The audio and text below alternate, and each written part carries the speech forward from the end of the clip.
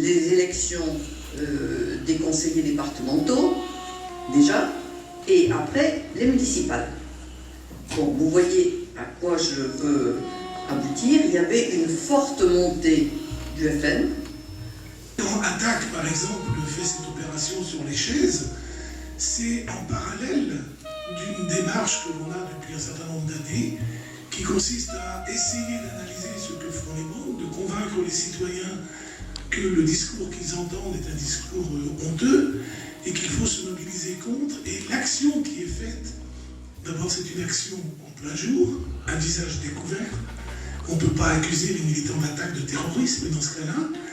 Et on voit que la première préoccupation, même si sur place les forces de l'ordre sont bienfaisantes, c'est évidemment de traîner en procès les militants de l'ATTAC pour vol en réunion et recel. Donc c'était vraiment l'objectif de Médecins du Monde, qui à l'époque était en scission avec Médecins sans frontières, c'était oui on intervient, oui on soigne, mais on témoigne et on plaide en même temps. Et d'ailleurs il n'y a pas d'action terrain sans témoignage et sans plaidoyer pour faire bouger les lignes et apporter du droit et venir en aide aux populations de cette façon. La création ou la réforme de politique qui ont un impact sur le développement au Sud, mais cela ne se fera pas, et ça fait peut-être écho à ce que disait Dominique aussi tout à l'heure, cela ne se fera pas sans les citoyens, cela ne se fera pas sans la mobilisation de l'opinion publique. C'est-à-dire que le CCFD, comme d'autres organisations d'ailleurs, ne conçoit pas son plaidoyer comme de l'expertise technique, qui va donner la légitimité à nos positionnements et à nos prises de position, à nos revendications. C'est le fait que derrière, il y a vous, enfin un certain nombre d'entre vous, c'est-à-dire un certain nombre de citoyens mobilisés qui croient en ce qu'on défend et qui vont le porter à leur tour.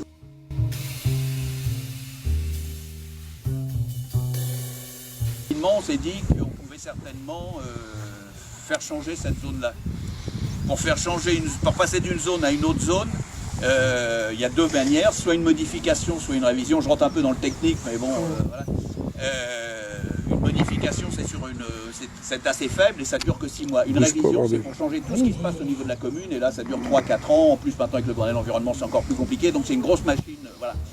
Et nous, on était persuadés que la modification, uniquement les 4 hectares sur toute la zone dont je vous ai parlé tout à l'heure, qui fait plus de 20 hectares, ça pouvait faire avec une modification.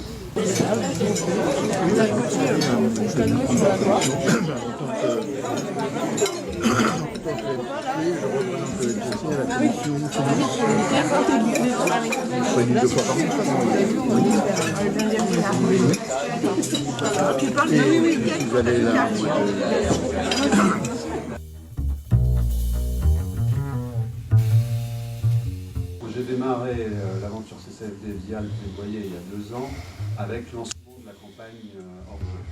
Une nouvelle campagne de 2 ans hors-jeu. Ça va être porté par les nouveaux référents plaidoyer. La campagne s'arrête là, donc c'est vrai que moi j'avais pas vu venir qu'elle s'arrêtait, je dis ah bon, ça s'arrête déjà. Donc aujourd'hui, par contre aujourd'hui, COP21, on parle plus de campagne plaidoyer, ça a été relayé à toutes les équipes nationales. Enfin, toutes les équipes locales, ce qui est une bonne chose parce que ça permet à tout le monde de prendre à cœur ce sujet-là, parce que comme le campagne hors-jeu, moi j'ai envie de dire ah ouais mais ça c'est le plaidoyer, c'est pas nous. Là il y a que du négatif. Là. Voilà. Moi je l'ai mis aussi à la fin parce que c'est pas... Faire du buzz autour, etc. Parce que les politiques... Qu'est-ce qu'il faut qu'on fasse remonter? Là, ce qui vous a le plus plu, ce qui vous a le moins plu, et quels sont vos points de divergence?